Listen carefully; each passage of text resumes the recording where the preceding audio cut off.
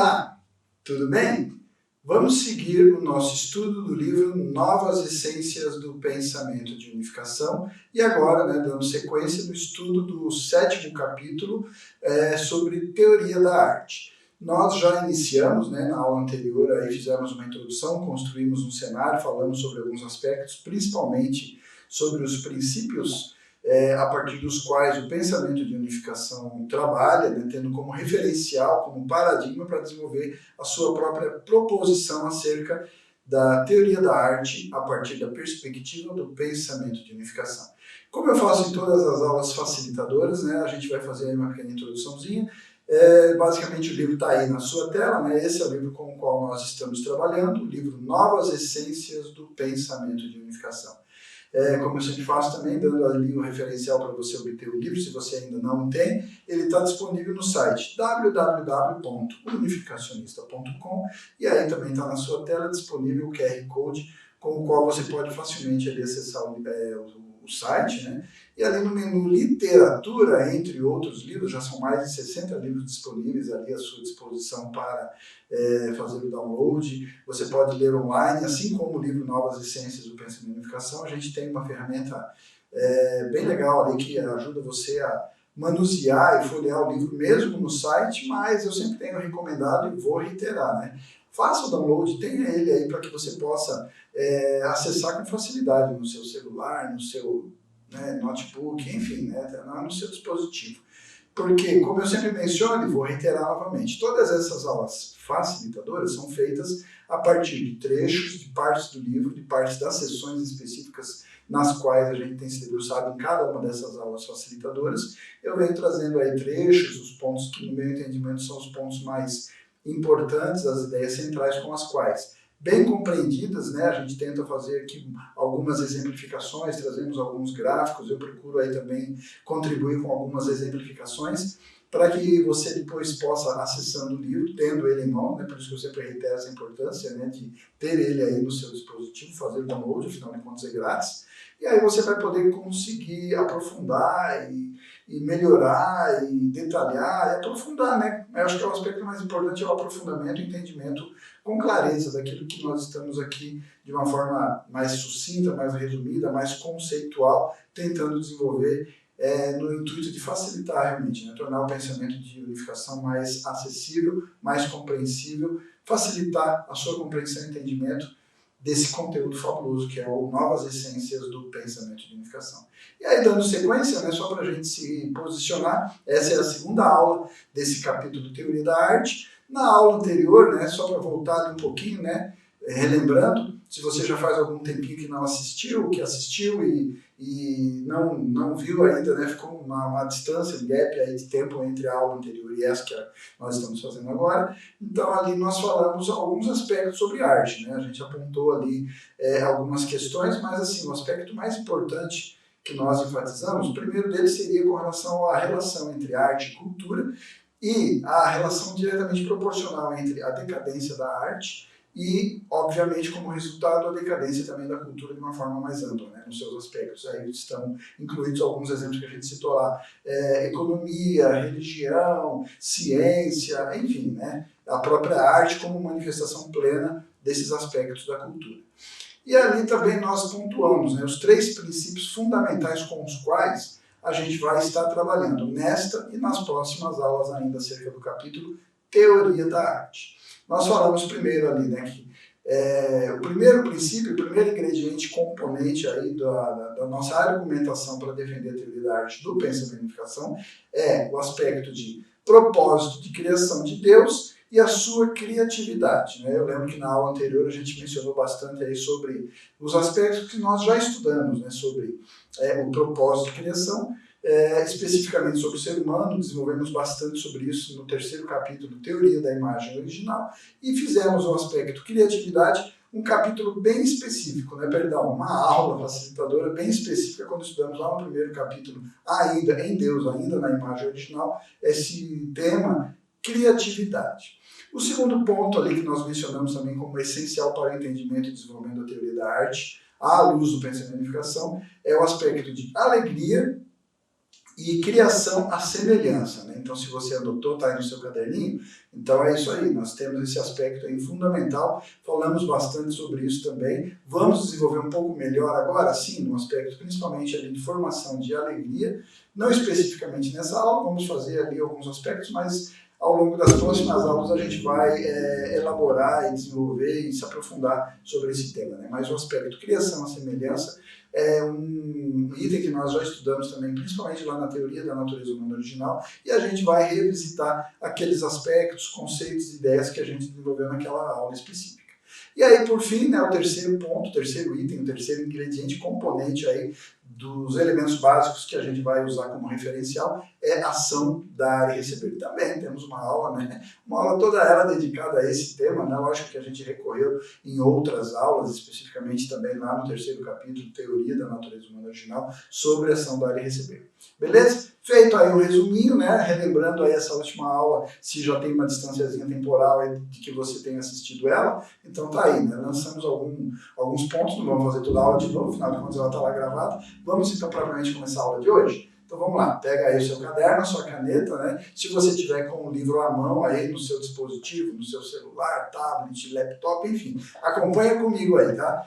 Eu vou mencionando os trechinhos ali e aí você vai acompanhando. Depois lê o resto do conteúdo, tá? Aí depois de ver a aula toda, vai lá, se debruça e lê o restante que a gente vai pegar só as ideias principais. Então, o primeiro ponto, como eu havia já feito na aula anterior, ali, cena dos próximos capítulos, no finalzinho da aula, eu lembro que a gente deixou duas perguntas para essa aula de hoje, né? A primeira é, o que é arte? E aí, a segunda pergunta, mais adiante, a gente vai falar também sobre o que é beleza, ou o que seria esse valor do belo, valor esse buscado lá pela faculdade Emoção, no Sum-Sam interno do ser humano e também no Sum-Sam interno em Deus. Então vamos lá, começando a aula, o primeiro grifo ali, né, caderninho, caneta à mão, já vai anotando. A mente humana possui três faculdades, de intelecto, emoção e vontade. Você vai falar, ó, já abri um parênteses de cara, né? Não, mas esse daqui eu já anotei, tá anotado, beleza. Então, né, só fica atento nos comentários aí. O que ele quer dizer com essa revisita, né, que nós estamos fazendo em ideias já discutidas anteriormente. Basicamente, correspondendo a elas, a diferentes áreas de atividade cultural, através das atividades intelectuais, as áreas como filosofia, ciência e assim por diante se desenvolveram. E aí, um parênteses, falamos bastante sobre isso, né, lá no quinto capítulo, quando falamos sobre teoria da educação. Toda aquela estrutura da cultura humana, o desenvolvimento na natureza humana original, buscando a verdade, buscando o valor da verdade, através desse ramo aí do intelecto, da faculdade do intelecto, direcionado para o valor da verdade. Através de atividade volitiva, áreas práticas como moralidade e ética foram formadas, né? Então aí já reiterando, né, o último capítulo, capítulo 6 que a gente finalizou aí, falando sobre teoria da ética, esse aspecto ali da faculdade da vontade, lá do Sum-Sam interno de homem e também de Deus, né, busca exatamente ou especificamente o valor do bem. Né? Então, aí, basicamente, no aspecto cultura, no aspecto humano, do tecido social humano, no aspecto cultural, aí vem esses aspectos que ele mencionou, né? As práticas como moralidade e ética que se desenvolvem na sociedade humana.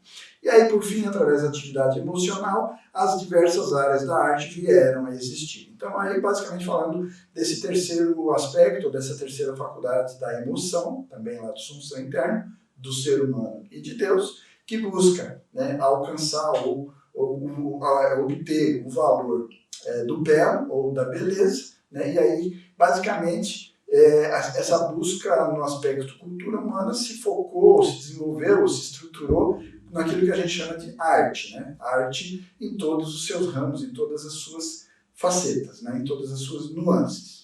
Basicamente, desta forma, a arte pode ser definida, então, como a atividade emocional de criar e apreciar a beleza. O grifo está aí por quê? Eu quero já fazer um parênteses aqui.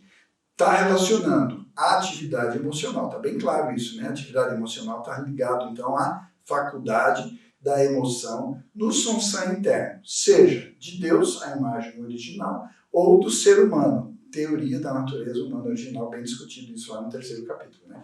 Mas o ponto que eu gostaria de mencionar aqui é o seguinte, o aspecto que ele fala ali de criar e apreciar a beleza, eu já vou reiterar, isso é cena dos próximos capítulos. Pela profundidade e extensão desse conteúdo, eu optei em desmembrar. Então, nós vamos fazer hoje, basicamente, vamos fazer essa aula falando sobre o que é arte, o que é beleza, e aí o aspecto mais de produção, seja da arte, né, ou seja, a ação mais subjetiva de produzir a arte, ou o aspecto também no que diz respeito à ação humana, de apreciar a arte, visando obter ou receber esse impulso emocional de alegria, né? A gente vai dedicar uma aula específica, né, para não perdermos o conteúdo, né? Eu sei que eu tenho trazido já bastante resumidamente, somente as ideias principais. Eu tenho, com muita dor no coração, omitido algumas partes do livro, mas assim, né, eu sempre reitero, vou reiterar de novo, por favor,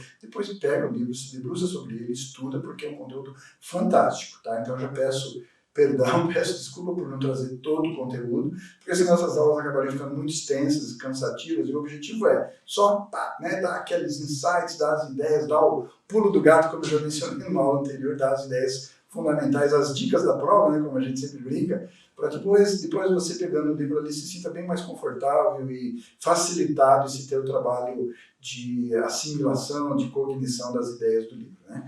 Então esse é o objetivo das aulas e já fica feito o nosso compromisso, tá? Então fica bem claro aí, esse grifo, deu tempo de você observar? Né? Não me cobre nessa aula, na próxima aula já está definido o tema, então nós vamos falar sobre criação e apreciação da beleza, ok? Então vamos lá, seguindo essa aula de hoje, então, conectado com isso, qual é o propósito da arte? E aí, essa pergunta, vocês entendam, nós vamos sempre procurar responder no aspecto filosófico, a partir do pensamento de unificação, tentando mostrar, a partir do plano, da ideia, do protótipo, do logos de Deus, num processo de criação, o porquê que existe a arte. Ah, mas Deus é um artista, ele ficou lá fazendo esculturas e...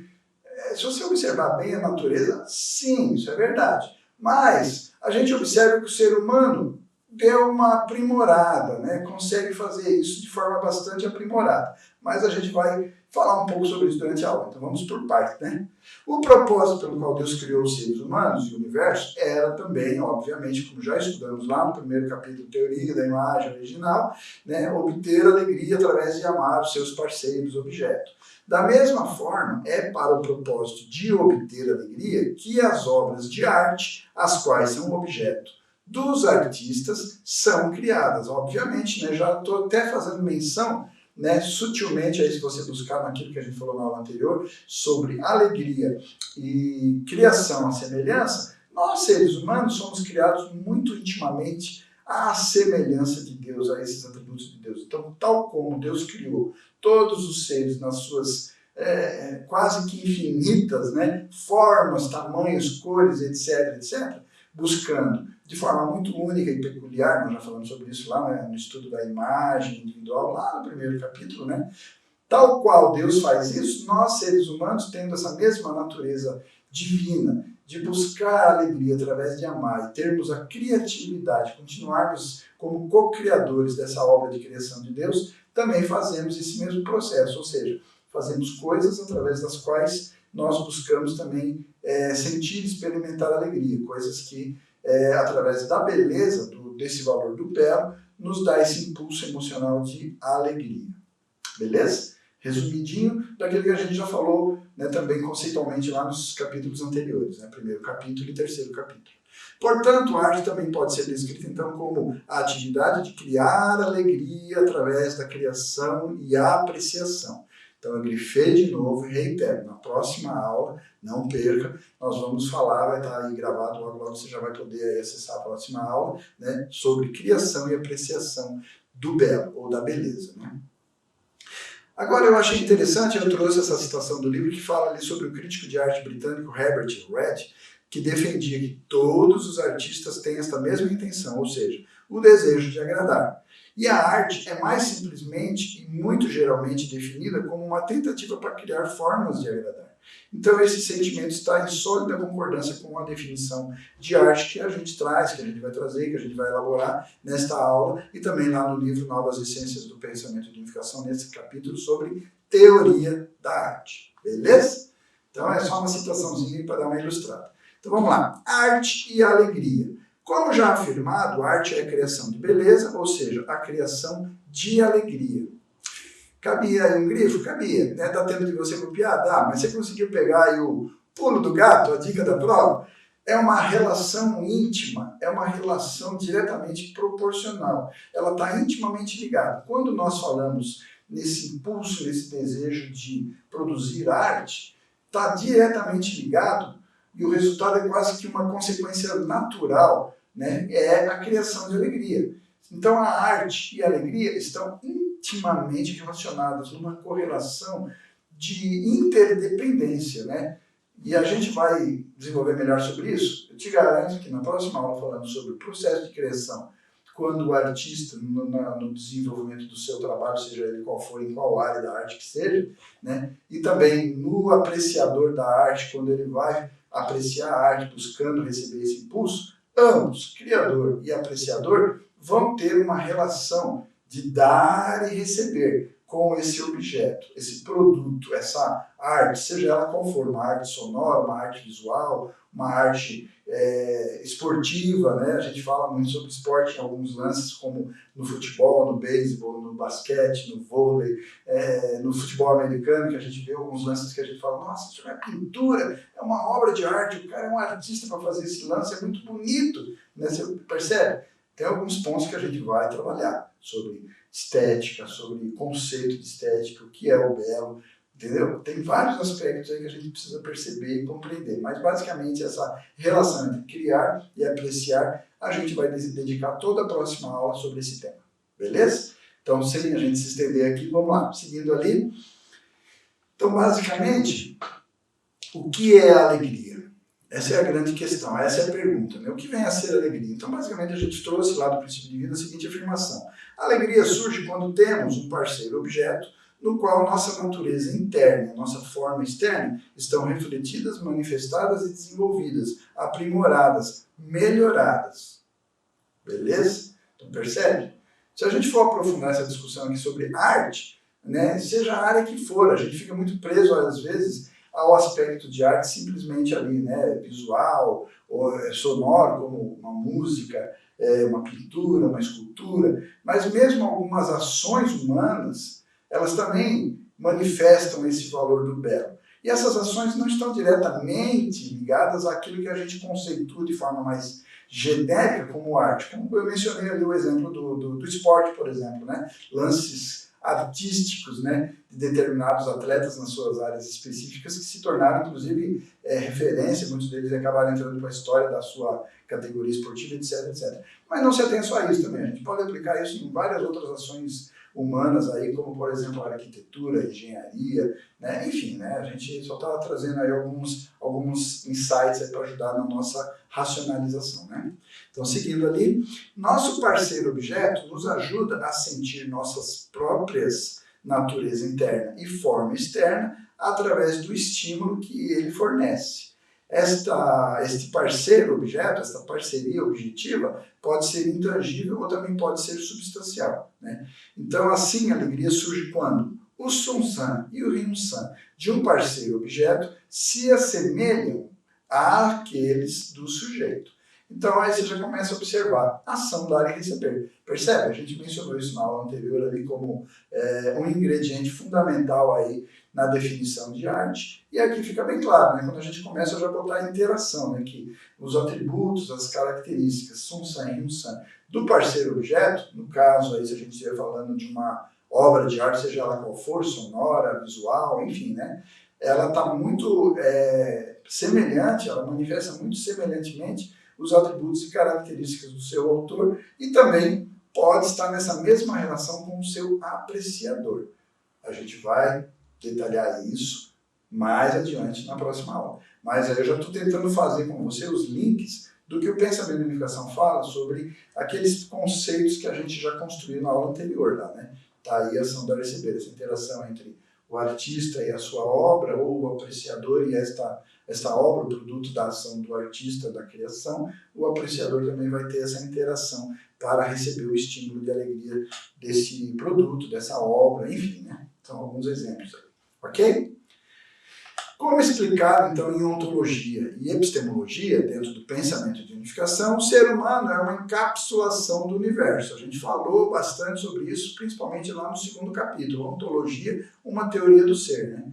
E todos os sumsans, né, por isso ele diz ali, ó, portanto, todos os sumsans e ryunsans de todos os seres existentes do universo existem na forma latente dentro do corpo humano. O corpo humano é o croquis básico a partir do qual, na prototipagem do processo criativo de Deus usando intelecto, emoção e vontade, leis, ideias, conceitos e princípios, fazendo a criatividade, prototipando, estabelecendo logos de cada ser criado, ele usou sempre como referencial atributos, características contidas no ser humano. O ser humano é, portanto, esse paradigma, esse referencial a partir do qual todos os demais seres foram criados a partir dessa ideia central. Beleza? Estou falando aqui ainda no estágio da base de 4 posições, o primeiro estágio, o estágio de formação de logos, lá dentro do Sumsan. Você deve estar pensando assim, eu lembro que eu já falei isso lá em ontologia, né? O ser humano, na primeira base de 4 posições, no processo criativo, no Sumsan de Deus, ele foi o primeiro ser criado. Mas, na segunda base de 4 posições, ou aquela substancial, onde eu pego o protótipo, o projeto, o plano, o logos, e vou reunir os ingredientes para substancializar um novo ser, o ser humano foi o último no processo criativo, né? Está lá a Emerson Cenozoica explicando isso, né? O ser humano é o último ser, né, dos que existem hoje que surgiu sobre a face da Terra. Então, basicamente, essa relação eu já expliquei, não vou voltar a essa conceituação. Você não viu essa aula? Você não está lembrado? Então não pode perder essa aula. Volta lá e assiste, tá bom? Está lá no segundo capítulo, ontologia. Seguindo ali para a gente não se estender, né, nessa nossa aula aqui, consequentemente, quando reconhecemos uma flor, por exemplo, já estamos equipados com os protótipos de cor, forma, suavidade, etc. da flor. Quando experimentamos através da ação da receber que o protótipo está em pleno acordo com cor, forma, suavidade, etc. da tal flor, ou da flor real que a gente está ali diante, né, que temos ali à nossa frente, nós reconhecemos esta como uma determinada flor. Então aí o conceito é a priori, né? A gente sabe, né, que a gente falou, talvez não esgotamos o assunto devidamente por causa do tempo definido por essas aulas, mas eu lembro que lá no terceiro capítulo, Teoria da Natureza Humana Original, nós estudamos dentro do aspecto intelecto, emoção e vontade, nós falamos também sobre o aspecto Ryunsan interno. E ali eu expliquei que ali estão armazenados, o pensamento de unificação, perdão, explica que ali estão armazenados ideias, conceitos, leis e princípios que nós, seres humanos, vamos acumulando ao longo de uma jornada de aprendizado, né, ao longo da nossa vida toda. E a gente vai armazenando ideias, conceitos, leis e princípios que depois também, em outros momentos de criatividade, de prototipagem, de planejamento de ações que a gente vai fazer nos trabalhos específicos de cada um, a gente aplica isso. Então percebe que esse conceito que ele está dizendo aí de forma, de suavidade, de cor, de, enfim, né, todos esses aspectos que você, na apreciação de uma flor, para definir beleza, a priori você já tem armazenado dentro do seu Ryunsan interno como uma ideia, como um conceito, né? Está ali armazenado, e é a partir do qual você vai ter um referencial teórico para apreciar. Eu vou detalhar isso melhor na próxima aula, quando estudarmos a apreciação, tá bom? Mas é só cena dos próximos capítulos e também referência àquilo que a gente já estudou anteriormente, tá? Então, seguindo aí, o sentimento de alegria surge a partir desta concordância. A importância do grifo é porque é só para fazer a ênfase da ação da receber. Não há formação de beleza, nem apreciação dessa beleza, e muito menos o recebimento do impulso emocional de alegria sem essa interação, sem essa concordância, sem esse dar e receber. Beleza? Fundamental. A gente vai retornar a isso na próxima aula falando sobre criação e apreciação, esses dois momentos na produção e da existência de uma obra de arte, seja ela qual for, tá bom? Então, portanto, se queremos apreciar a beleza de um objeto, devemos primeiramente ter o protótipo em nossa mente. Então, como surge o protótipo? O primeiro requisito é pureza da mente de uma pessoa. Pureza no sentido de você não ter ideias preconcebidas, você pode até ter referenciais, mas você não está fazendo copia e cola, né? Você não está fazendo aí esse processo de replicar uma... Não. A criatividade é a manifestação de uma individualidade, uma coisa única, que não tem antes e muito dificilmente vai ter depois. Porque se tiver depois é copia e cola de novo. Percebe? É pureza da mente.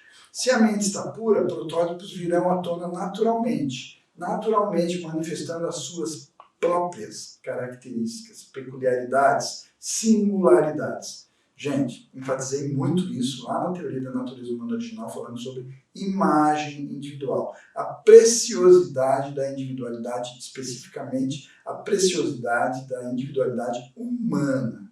Beleza? Não viu essa aula? Assiste lá. Imperdível.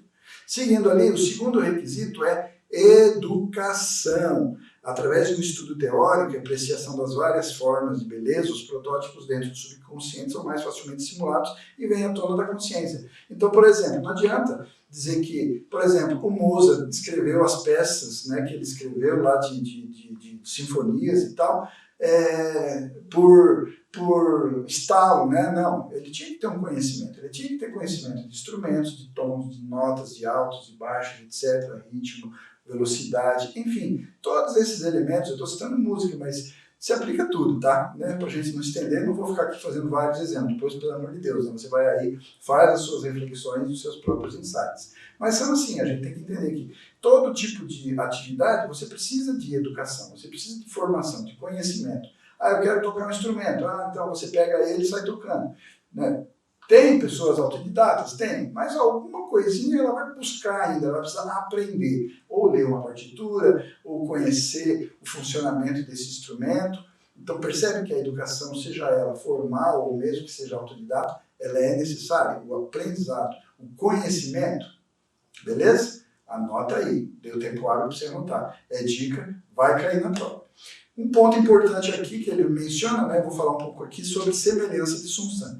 A semelhança de Sunsang, esse aspecto aí do ser humano que vai se manifestar nessa obra, né, do artista, mas se manifestando na sua arte, na sua obra de arte. Então, basicamente, essa semelhança refere ao caso quando o sujeito e o objeto se assemelham um ao outro, seja total ou parcialmente, em termos de seu pensamento, plano, individualidade, gosto, educação, coração. Aí são alguns exemplos que ele fala, e assim por diante. Né? São algumas referências que você pode, né, deve, ao se debruçar sobre o livro e fazer as suas reflexões, perceber até que extensão vai a manifestação desses atributos.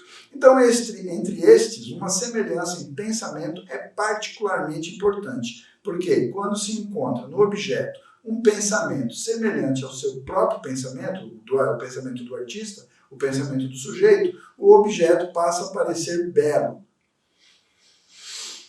Aí você já vai começar a fazer uma pergunta, e eu já vou deixar uma pergunta no ar aqui, então pera lá. Então a beleza já está no objeto observado?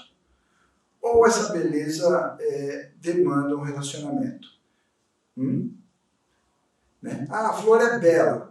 Mas se não tiver ninguém para olhar para ela, para apreciar essa característica, beleza da flor. E qual é a característica beleza que você aprecia? Porque cada pessoa gosta de um tipo de flor. Um gosta de rosa, um gosta de lírio, um gosta de orquídea, outro gosta de azaleia, enfim, né? Foi isso que eu lembrei aqui agora. E por que o que gosta de rosa não gosta de azaleia, o que gosta de azaleia não gosta de rosa? Percebe que também existe a individualidade e todo esse referencial, Sunsang interno, Ryunsang interno, intelecto, emoção e vontade, ideias, conceitos, leis e princípios dentro do Sunsang de cada indivíduo individualmente singularizado. Não sei se foi suficientemente enfático aí no exemplo, né? Mas percebe? Então aí a gente tem que começar a pensar, pera lá, mas o belo é um valor já contido dentro do objeto ou ele demanda um relacionamento? Qual é a participação do objeto apreciado na definição e determinação desse valor belo, ou dessa beleza, e também qual é o papel do sujeito, seja ele o artista, seja ele o apreciador, na percepção desse valor belo do objeto observado, ou dessa característica beleza desse objeto observado. Percebe? algumas perguntas que você vai falar assim, puxa, mas eu não tinha pensado nisso. A ideia é ter que pensar. Nós vamos discutir sobre isso, tá bom? Beleza? Então vamos lá, seguindo aí. Então, entre esses, como eu mencionei, né, a semelhança ali entre o pensamento vai fazer com que ele pareça belo. Portanto, se o pensamento é amplo e penetrante, a pessoa será capaz de apreciar um escopo mais amplo de alegria proporcional a isso e ser profundamente movido. Então, percebe que essa percepção pode variar de uma pessoa para outra e, consequentemente, o valor do belo pode também variar em intensidade, né, em quantidade, em peso, em tamanho, como você queira usar de régua para medir isso daí, né? Eu não sei se existe régua para medir quanto belo é ou quanta beleza tem, né? Mas de pessoa para pessoa vai ter uma diferenciação na quantificação dessa percepção desse valor do belo, né? Dessa beleza contida ou não contida, percebida, enfim, nós vamos ter que discutir melhor isso daí, né? Mas vamos lá.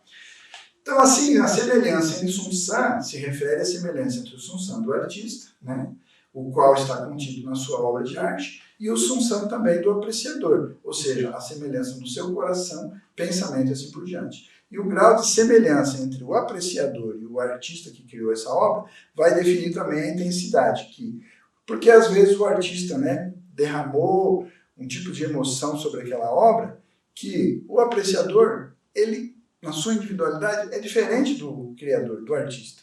E talvez não, mas certamente ele não vai quantificar na mesma intensidade esse valor do belo na obra desse artista.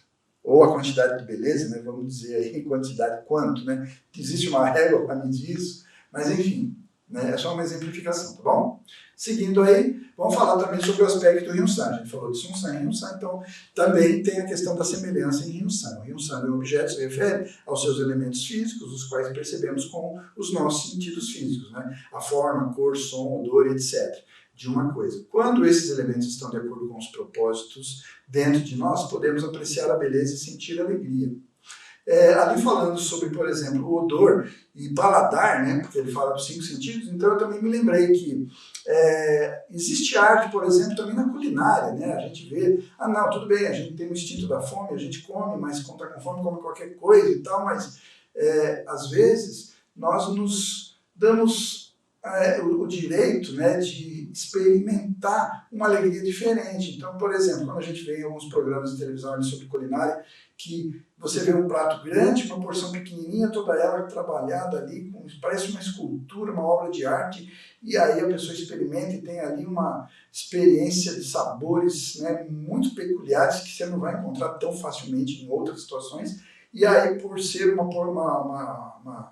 como diz assim, um preparo tão único, tão peculiar, tão singular ali, ele tem um valor muito elevado, mas é comida e é uma porção tão pequenininha, mas percebe? É bem nesse ponto que eu queria frisar, eu usei esse exemplo, pegando o gancho aí do odor do texto, para mostrar, apreciar a beleza e sentir alegria. Então não é simplesmente, por exemplo, comer para satisfazer a fome, mas é ter uma experiência que você vai sentir beleza, e é uma beleza do paladar, é uma beleza do odor, é uma experiência que vai dar para você um prazer, vai te dar uma satisfação, te dar alegria. Percebe? Né? Esses impulsos que vão afetar os nossos sentidos, como no caso aí agora estou colocando como apreciador, né? Não como o artista da obra, ali seja um prato muito elaborado e tal, mas em todas as outras áreas também essa mesma regra, esse mesmo exemplo. Tá? A experiência não se restringe apenas a atender uma necessidade fisiológica, mas também essa questão aí de atender a necessidade de satisfazer aquela faculdade da emoção do Sun-san interno de um ser de natureza humana original, buscando o valor do belo, buscando beleza verdadeira e original. Beleza? É uma exemplificaçãozinha, né? Então, o mundo externo é uma extensão da mente humana. Deste modo, o ser humano tem todos os elementos Ryun-san, tais como forma, cor, som e assim por diante. De todas as coisas ou obras de arte já existentes dentro de nós como protótipos em formas definidas, isso é o que é chamado de semelhança de Ryun-san. Quando esses elementos, os elementos físicos de um objeto e os protótipos definidos dentro de nós lá no processo de criatividade entram em acordo, parênteses, dar e receber, fechei parênteses, e nossa emoção é estimulada, nós, por conseguinte, produzimos e obtemos alegria. Muitas dicas, nós estamos explicando aqui o que é alegria, como se produz alegria. É essa interação entre os elementos Sun e Ryun-san do artista e também da obra de arte. Quanto mais semelhantes, e também nesse dar e receber entre apreciador e obra de arte, né? Essa peça, esse produto, essa obra que está sendo observada. Pode ser um lance de futebol, pode ser um lance esportivo, pode ser um prato culinário apresentado no programa, um concurso culinário da televisão, enfim, né? A gente não deve só se ater aí àquilo que a gente genericamente define como arte, música, escultura, pintura, não. Vamos ser mais observadores nos aspectos de belo, do valor do belo, em tudo que está relacionado à vida humana no tecido social. E aí pode colocar, tá? Economia, pode colocar aí também, tá? Religião, pode colocar aí também filosofia, pode colocar aí também ciência, enfim, todos esses elementos da cultura humana, todos esses elementos do tecido social relacional humano. E aí um ponto que a gente não poderia pular, né, falando de ação, dar e receber, a gente inevitavelmente vai falar sobre complementariedade. Vou falar bem sucintamente, né, não quero me estender muito aqui, depois, por favor, se debruce sobre o livro para melhorar esse conceito. Basicamente, outro aspecto da semelhança, como a gente mencionou, é esse relacionado à causa de alegria, chamado complementariedade. Esse se refere ao caso quando o sujeito sente alegria encontrando dentro do objeto algum aspecto que esteja faltando, ausente, né, que ele careça dentro de si. Por exemplo, um homem que fica satisfeito em encontrar graça e beleza numa mulher, qualidades que ele mesmo não possui, ou seja, qualidades que ele carece. Então, essa complementariedade se manifesta como beleza. Né? Não se atenha somente ao aspecto estético. O homem olha para a mulher porque ela é bela, ou a mulher olha para um homem e se sente atraída por ele porque ele é belo. O que é belo? Né? Pode observar, muitas vezes a beleza que um homem vê numa mulher, ou vice-versa, a mulher vê em um homem, não como eu posso dizer, consensualmente compartilhado com todos os demais, né? Os homens em relação a essa mulher, ou as mulheres em relação àquele homem que é belo para determinada mulher. Por quê? O belo, ele abrange outros aspectos, todos os aspectos da verdade, né? Não é só o aspecto estético de forma, shape, cor, mas também postura, atitude, gestos, enfim, né? A gente está tentando aí lançar alguns insights para ajudar você depois a fazer melhores reflexões sobre esse conceito, ou esse valor do belo que a gente está tentando conceituar aqui à luz do pensamento de unificação. Beleza? Seguimos? Há dois tipos de razões para esse tipo de alegria. Primeiro, o ser humano sozinho não pode se tornar completo. Os seres humanos foram criados em pares, então o homem tem as características de Deus, a mulher tem as suas características. A gente já falou sobre isso, não vou voltar nessa aula, tá? É só uma revisitada aí, uma ideia já estabelecida para ilustrar o que ele está tentando explicar nesse ponto específico aqui. Né? Quando o homem e a mulher se unem, eles passam a se assemelhar à harmonia das características duais de Deus. Isto está de acordo com a forma pela qual os seres humanos foram originalmente criados. Isso se manifesta de uma forma que a gente pode chamar de belo. É belo, é uma beleza. É belo observar um casal, um homem e uma mulher que se integram, que se complementam, que se harmonizam, que são complementares, que se completam. E você vê nessa relação beleza. Né? Podem não ser modelos, né, de moda, não precisa ser as pessoas, né, o formato do corpo, todo mundo quer ter aquele formato físico e tal, é a forma... Não tem nada a ver com isso, não. É o conjunto mesmo, o conjunto, né, da obra, como dizem, né, alguns aí especialistas, críticos e artistas, o conjunto da obra a gente define como belo. É o valor do belo, está ali presente o valor do belo, como também está ali presente o valor do verdadeiro, como está ali presente também o valor do bom, do bem, né? Então percebe, né? São algumas ilustrações que me fazem voltar àquilo tudo que a gente conceitou lá no início, quando falamos sobre teoria da imagem original, falando sobre os atributos de Deus, e quando demoradamente estudamos ali no 3º capítulo, teoria da natureza humana original. Beleza? Mas é só assim, uma reflexãozinha que eu faço aqui agora no meu CPF para dar uma ilustrada aí no que o livro tão aprofundadamente está tentando explicar para a gente, né? Beleza? Vamos lá, seguindo aí. Então, esta complementariedade pode ser considerada como um tipo de semelhança, né? Um tem dentro do seu subconsciente uma imagem do que se carece e daquilo que deseja ser complementado. Quando alguém realmente se depara com um objeto que corresponde a essa imagem de carência, esse aspecto ausente que precisa ser obtido e alcançado, né? Então essa pessoa passa, quando encontra esse objeto, quando encontra essa característica, quando encontra esse atributo, qualidade que ele está buscando, que ele carece, ele sente alegria. É um impulso emocional a partir dessa interação. A importância desse aspecto complementariedade é que você entenda que é interação, dar e receber. Né? Não é unilateral, isso é belo, isso é arte. Por que arte? Porque está definido, alguém foi lá e botou, o nome disso aqui é uma obra de arte. Aí você olha, mas espera lá, isso é um tijolo colocado, percebe? Estou brincando aqui, né? Mas essa é a discussão, esse é o nível da discussão que você deve fazer ao estudar mais aprofundadamente esse capítulo. A gente não tem tempo hábil aqui pelo objetivo de só facilitar os conceitos, mas essas reflexões precisam ser aprofundadas, principalmente por aqueles que são especialistas dessa área. Né? Então eu peço para aqueles que já atuam nessa área, aprofundem, né?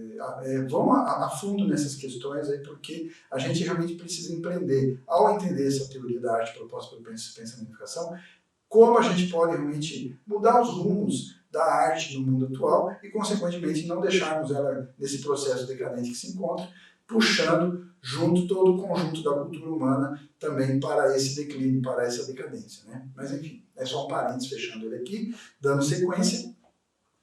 Então, ali, quando alguém se depara então, com um objeto que corresponde a essa imagem, a pessoa sente alegria. Sendo que o elemento que carecia é, então, complementado ou encontrado.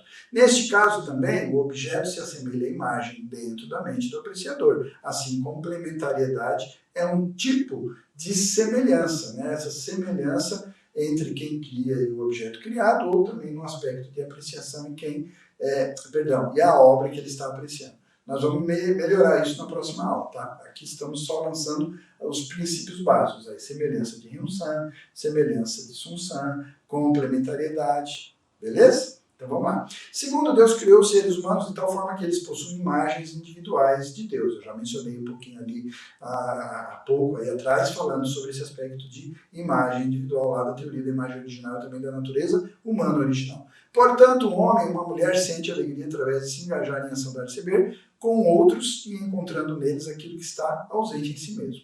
A beleza sentida nesse caso é baseada na complementariedade, a qual é um tipo de semelhança, um tipo no sentido mais amplo, né? É um tipo de semelhança, lógico, não é exatamente, mas porque são coisas diferentes, mas um sentido mais amplo, ali, mais genérico, né? Beleza? E aí, então, como um outro exemplo, para a gente não se estender muito, eu trouxe esse trechinho aí do livro que eu achei interessante a exemplificação. Duas coisas separadas, no exemplo aí, uma mesa e uma cadeira, se tornam um ser perfeito, né? Um conjunto, né? Não tem como, né? A mesa sem a cadeira e vice-versa, né? Basicamente estão ali interdependentes, né? Um conjunto necessário. Haja visto se você estiver discutindo sobre refeição. Vamos fazer uma refeição, vamos fazer, né? Então, é uma coisa meio que, né, interdependente. Né? Eu preciso da cadeira e eu preciso da mesa. Né? Por isso que a gente fala, é um conjunto, são características únicas, específicas, com finalidades próprias, mas que formam esse conjunto interdependente. Tornar-se, então, um ser perfeito significa que o propósito de criação está cumprido, trazendo satisfação e alegria. A fim de que complementariedade seja estabelecida, deve haver semelhança numa dimensão mais profunda, na raiz, né? Então, nenhuma beleza ou alegria pode surgir a partir de meras diferenças sem nada em comum, ou seja, um propósito comum ou semelhança. A gente falou bastante sobre isso quando começamos a falar sobre dar e receber, né? Dar e receber os elementos mais essenciais, ou o primeiro deles é exatamente esse. Só é dar e receber se existe um propósito comum, porque se não tem um propósito comum é simplesmente um relacionamento recíproco, mas não necessariamente é ação dar e receber. Lembra? A gente discutiu bastante, longamente sobre isso, aprofundadamente até na aulinha específica sobre dar e receber. Então, vamos lá. Agora vamos passar para a segunda pergunta. Né? Já ficou claro aí? Né? Temos uma melhorada. Está totalmente esgotado o assunto sobre arte? Claro que não. Depois se debruce sobre o livro e faça as reflexões que eu fui aqui, né, instigando. Mas se você não lembra, assiste de novo esse trechinho que a gente falou sobre arte, porque eu fui lançando aí alguns questionamentos e você agora deve aprofundar isso. Tá? Eu não vou poder, por questões de tempo aqui, esgotar esse assunto. Vamos falar agora sobre o que é beleza, o que é belo. O que é o belo? É só uma questão de aparência? É formato? é aquilo que agrada aos nossos olhos, que faz uma combinação de cores ou um som bem combinado ali como uma sinfonia, mas tem algumas sinfonias que tem alguns momentos assim meio de ruptura ali, de, né? Enfim, né? Não é muito a minha área, mas percebe? E aí, é belo? É belo, mesmo com essas, né? Então, vamos ver o que é beleza. De acordo com o princípio divino, amor é a força emocional que o parceiro sujeito dá para o objeto. E a beleza, eu fiz o grifo para você anotar. Essa é a dica e a resposta de tudo que a gente vai falar e explicar daqui para frente nesta aula, está aqui resumida nessa frase. Beleza? Deu tempo de copiar? Beleza é a força emocional que o parceiro objeto retorna para o parceiro sujeito. Mas ela é um impulso, consequência, ela é uma reação. Então, vamos fazer um parênteses aqui. A regra básica que o princípio divino explica, que o pensamento de unificação avaliza com as suas argumentações, é isso. O sujeito vai dar amor ao objeto. É isso que ele fala ali, ó. Amor é a força, é o impulso emocional que o parceiro sujeito dá para o parceiro objeto. E esse é o primeiro movimento. Essa é a ação. Ela é uma ação que vai do sujeito para o objeto. É por isso que a gente já definiu essa posição sujeito e essa posição objeto. Já falamos sobre isso lá atrás, né? Lá no primeiro capítulo. As posições sujeito-objeto, como funciona isso daí, beleza, beleza. Então, basicamente, a gente está voltando a essa discussão. O sujeito dá um impulso emocional de amor para o objeto e a beleza é o quê? É o retorno, a reação que o objeto, né, retribui ou retorna, né, dá de volta para o sujeito. Beleza? Deu tempo de copiar? Vou ler de novo. Beleza é a força, é o impulso emocional que o parceiro objeto retorna para o parceiro sujeito. Show de bola? Anotado? Dica da prova, hein? Nos casos onde o objeto, por exemplo, é um mineral, uma planta, o que vem a partir do objeto é uma força material, mas o sujeito, o ser humano, no caso, ainda pode recebê-la como um estímulo emocional. Entretanto, há casos onde, embora o sujeito dê estímulo, né, essa força, esse impulso emocional para o sujeito não recebe isso emocionalmente. Nesses casos, o estímulo não pode se tornar um estímulo emocional. Portanto, a questão é se o sujeito recebe estímulo vindo do objeto de forma emocional ou não. Vou detalhar isso aqui agora? Não.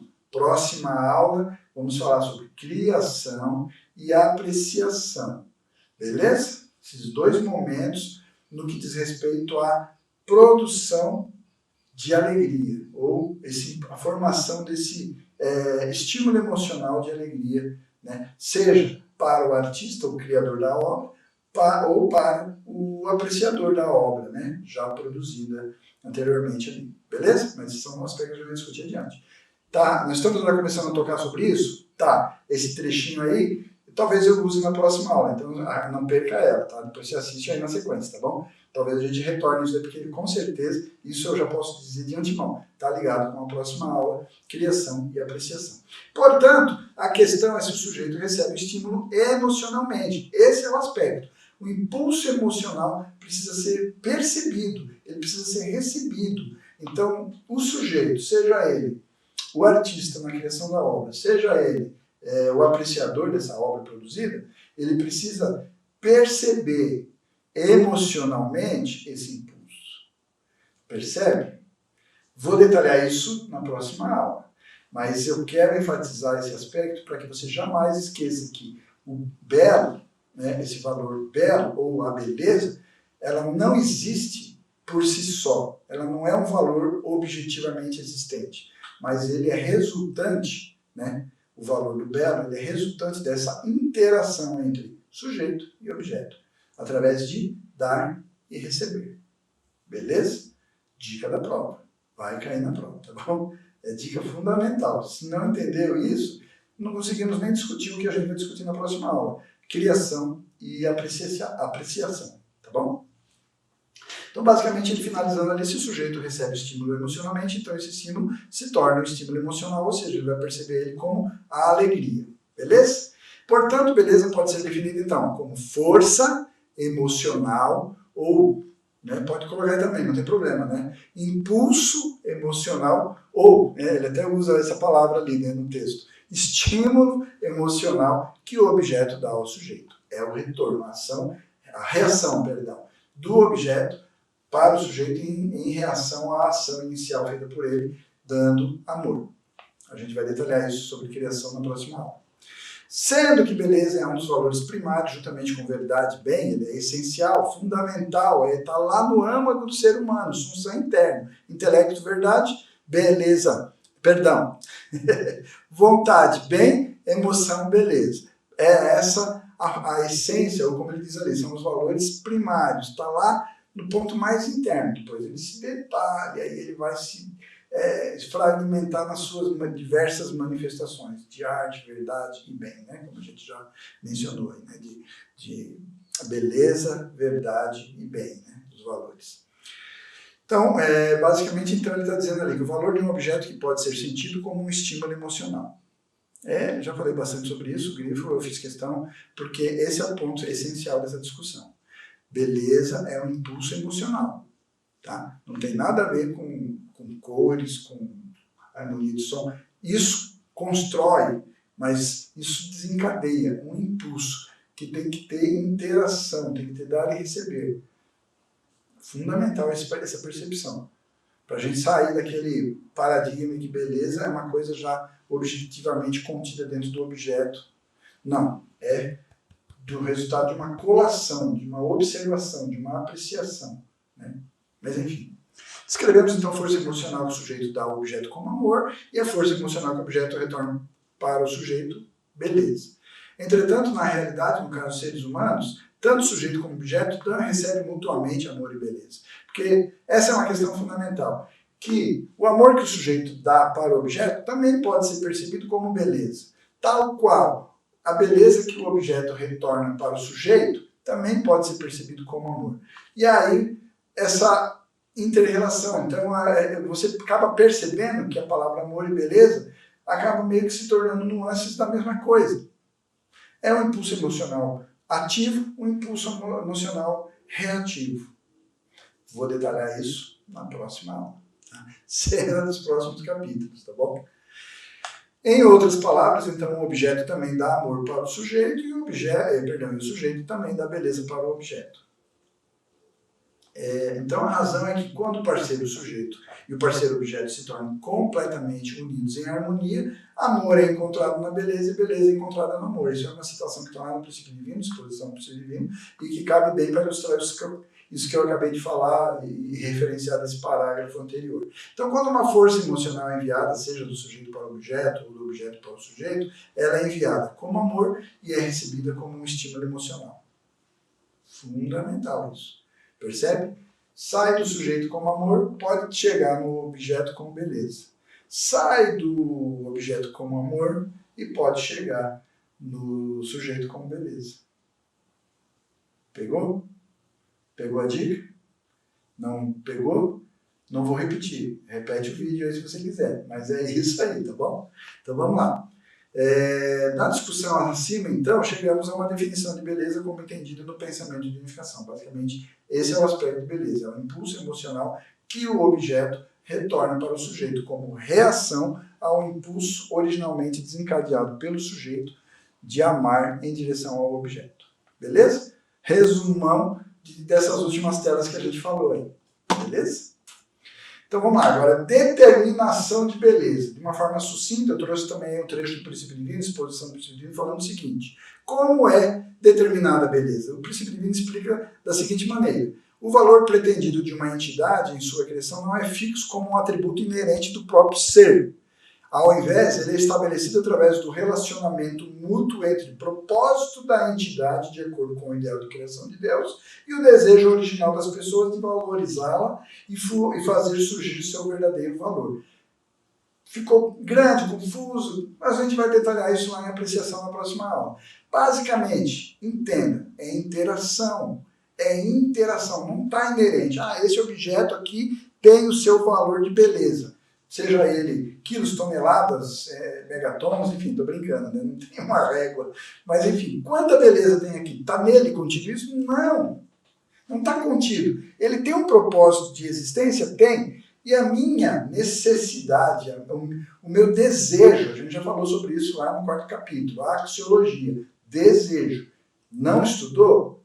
Não sabe? Não lembra? É fundamental, porque eu vejo muitos equívocos na boca de religiosos no uso da palavra desejo, como se ela fosse uma palavra má, prejudicial. Ela tem um uso equivocado, mas ela é uma coisa fundamental na natureza humana original. E nesse desejo humano, da natureza humana original, de apreciar e usar esse bem dentro do seu propósito, constrói um valor, dá a ele um valor, faz com que ele tenha uma quantidade de belo, do valor do belo.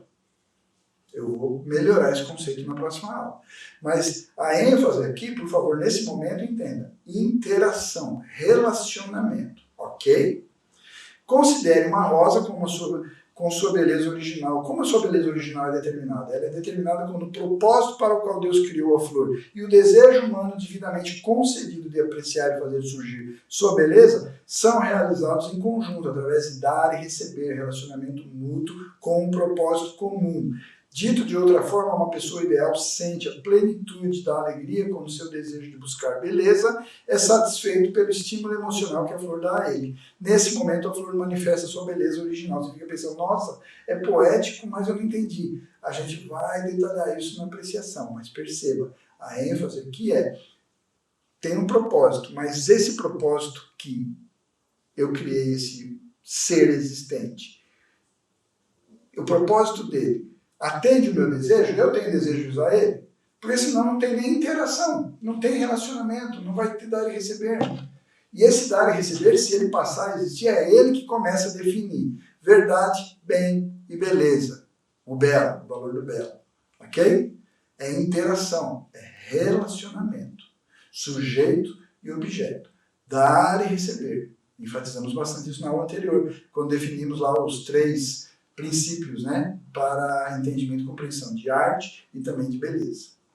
Beleza, então não é algo que existe objetivamente, mas é algo que vem a ser determinado através de dar e receber, entre sujeito e objeto, que tem o desejo de buscar o valor e o objeto. Tá claro? Olha a ênfase, olha o grifo, né? Aquele trechão grande que eu citei do livro Exposição do Princípio Divino é suficiente para argumentar? Se foi, copie esse trechinho aí, dá um pause no vídeo, copia, é cola da prova. Como eu determino o valor do belo? Ou como é determinada a beleza? Qual é a régua para se medir quanta beleza um ser tem? Basicamente é o dar e receber entre o sujeito, que tem o desejo de buscar esse valor, e o valor que está prototipado e planejado intrinsecamente, mas não realizado ainda, porque ele depende de realização. Eu falei muito sobre isso, está lá no 4º capítulo, axiologia, está lá a determinação do valor também, né? É igual, determinação de valor. Qual o valor? Verdade. Bem e beleza, como é que se determina isso? Dar e receber, sujeito e objeto, propósito comum. Beleza? Fechou? Precisa mais explicação? Precisa, né? A gente vai melhorar isso daí, vamos seguindo, né? Em outras palavras, beleza é determinada quando o sujeito se engaja ou está se engajando em ação dar e receber e julga de forma emocional e subjetiva o estímulo emocional que vem a partir do objeto como beleza, né? E que pode variar, naturalmente varia de pessoa para pessoa por conta da sua individualidade. Show? Então, elementos da beleza. Vamos falar um pouquinho aqui também de forma sucinta, sem se estender muito. Beleza não é algo que existe objetivamente, mas é algo que é sentido, ou seja, demanda relacionamento, demanda dar e receber. Percebe que a gente fala de uma forma diferente, mas de forma redundante voltamos ao mesmo aspecto, dar e receber. Algum elemento existente no objeto dá ao sujeito um estímulo emocional, já não está claro isso? Que é sentido pelo sujeito, de que forma? Beleza, é o belo. Então, qual é esse elemento que estimula o sujeito de forma emocional? Em outras palavras, qual é esse elemento de beleza? Aí está o pulo do gato, dica da prova, anota aí. É a combinação do propósito para o qual o objeto foi criado, o propósito de criação e a harmonia dos elementos físicos do objeto. Ponto. É isso aí. Fechou? Isto quer dizer, não entendeu? Ele ainda detalha. Vamos ali ver a explicação do livro. Quando os elementos físicos, tais como linhas, falando de arte específica, tá? Linhas, formas, cores, padrões espaciais nas pinturas, sons altos e baixos em músicas, em peças sinfônicas, sons longos e curtos, estão bem harmonizados, centrando no propósito de criação. E eles dão ao sujeito um estímulo emocional. Aí o sujeito reconhece e sente esse estímulo de forma subjetiva, e aí a esse estímulo a gente define, o pensamento de unificação define como belo. Esse é o valor do belo. E a gente sente isso em relação a várias outras coisas. Ele está citando aí com questões específicas de arte, né? Como ele falou ali da pintura, linhas, formas, né? Sons, né? Falando especificamente da música. Mas, por exemplo, como eu mencionei aí anteriormente de forma brincando, mas é verdade, você vê um lance numa determinada categoria de esporte, no futebol no Brasil, né? No beisebol nos Estados Unidos, enfim, né? Vários outros esportes, modalidades, tem determinados lances que eles são assim, alguns são até premiados, né? Por exemplo, no futebol, o gol mais bonito, o drible mais bonito, a defesa mais difícil que o goleiro fez, né? Porque a gente só fala do gol, né? Como se só o atacante fosse importante, mas aquela defesa artística, plástica e bonita, né? Que ficou até bonito na filmagem, na gravação, no replay, né? Então percebe que o belo, ele é observável em várias coisas, em simples ações. Né? Uma ação simples, por exemplo, de ajudar uma pessoa, de fazer um gesto de benevolência para uma pessoa, entendeu? É um conjunto que a gente precisa se debruçar e que, pelo tempo que a gente definiu pela aula, a gente não vai aprofundar tanto, mas depois eu peço, reflita, debruce-se sobre o livro e estude mais aprofundadamente esse ponto aí, sobre a determinação da beleza e principalmente esses aspectos aí do elemento, né? Perdão, dos elementos da beleza, tá bom? Então, quando a beleza é reconhecida dessa forma pelo sujeito, ela se torna uma beleza real. E aí, basicamente, outra palavra muito importante quando a gente fala como elementos da beleza, ou elementos do valor do belo. A harmonia se refere tanto à harmonia espacial quanto à harmonia temporal. A harmonia é fundamental na determinação desse aspecto beleza, ou do valor belo.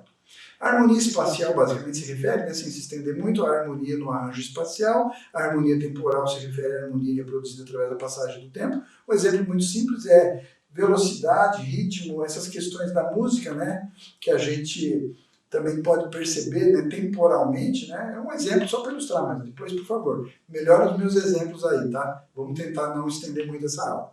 Formas de arte expressando a harmonia espacial incluem, então, pintura, arquitetura, escultura, artesanato e assim por diante. E podem ser chamadas, então, né, nessa categoria que a gente está falando aí, harmonia, a gente poderia chamar, então, de uma arte com harmonia espacial, ou arte espacial, como o pensamento de unificação define.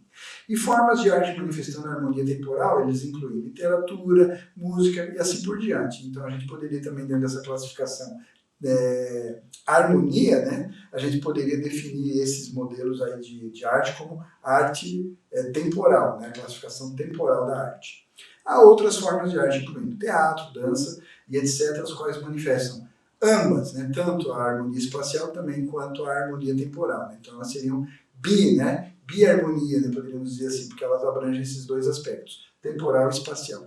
E essas podem ser chamadas de espaço temporal ou artes abrangentes. Né? É a forma como ele define no livro.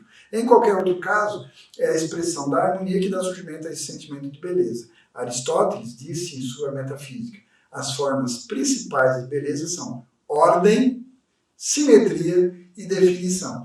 E a gente percebe muito, né, quando a gente fala sobre observação e apreciação da arte, a gente vai falar sobre isso na próxima aula, vocês vão ver que a gente vai acabar transitando também nessas citações aí do Aristóteles, né, sobre esses aspectos aí. Mas é só uma citação para ilustrar. O objetivo, então, estrutural de todos esses modos é a harmonia, e a harmonia é a satisfação de nosso senso de beleza. Beleza? Tá bom assim? Eu fiz de uma forma bem sucinta, né, sem me estender muito, mas aí eu peço sempre, né, no final aí de cada aula, sobre esse tema, né, especificamente sobre arte e beleza, se debruce sobre o livro, reveja essa aulinha e aí aprofunde os seus insights, faça suas reflexões para você entender quão profunda é essa proposição, quão séria e realmente bela é essa proposição da teoria da arte nessa primeira conceituação que o pensamento de unificação faz sobre arte e beleza. E aí, já deixando aquela esqueminha de cena para os próximos capítulos, né? Na próxima aula a gente vai se debruçar especificamente aí sobre os aspectos de criação e apreciação, né? Como está ali, ó. Nós vamos falar sobre o item 3, o próprio livro também está organizado nesse modo. Propósitos duais e atividades artísticas, e aí fazendo essa reflexão exatamente sobre esses dois momentos. A criação propriamente, né, essa interação de dar e receber entre o artista e a sua obra, e depois, no segundo momento ali, essa interação, esse dar e receber entre o apreciador e essa obra produzida anteriormente. Né? Show de bola? Então é isso. Muito obrigado, agradeço aí pela sua audiência, espero que você tenha gostado da aula, né, apesar da gente fazer corridinho, porque o conteúdo é bastante extenso. Mas aí agradeço a audiência, peço já, né, a sua curtida no vídeo, compartilha lá, né, e aí nos vemos na próxima aula. Agradeço, nos vemos lá. Muito obrigado. Tchau, tchau.